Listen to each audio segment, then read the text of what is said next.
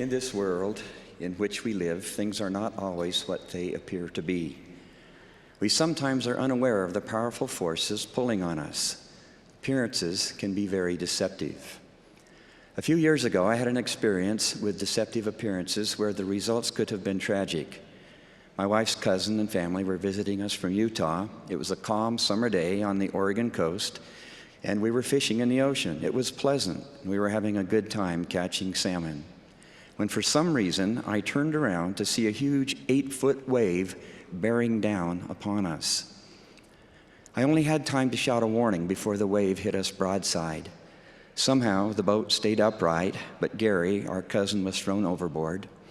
We were all wearing life jackets and with some difficulty maneuvered the boat, half filled with water, to where he was floating and pulled him aboard.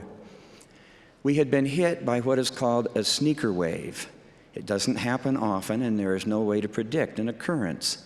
Later, we found that up and down the Oregon-Washington coast, 5 people had drowned that day in 3 separate boating accidents. All were caused by the same sneaker wave, which for no apparent reason had welled up off the ocean surface. At the time we went out over the bar, the ocean was flat and calm and gave no sign of any danger. But the ocean turned out to be very deceptive and not at all what it appeared to be. As we make our way through this life's journey, we must continually be on guard and watch for those things which are deceptive and not what they appear to be. If we are not careful, the sneaker waves in life can be as deadly as those in the ocean. One of the sneaky ploys of the adversary is to have us believe that unquestioning obedience to the principles and commandments of God is blind obedience. His goal is to have us believe that we should be following our own worldly ways and selfish ambitions.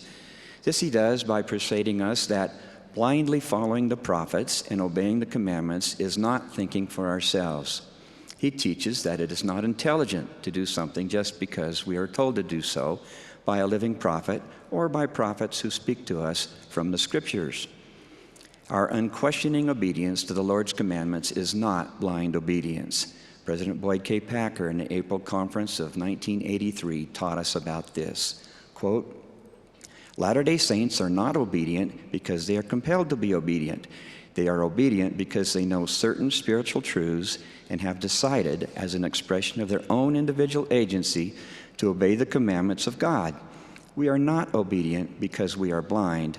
We are obedient because we can see." Close quote.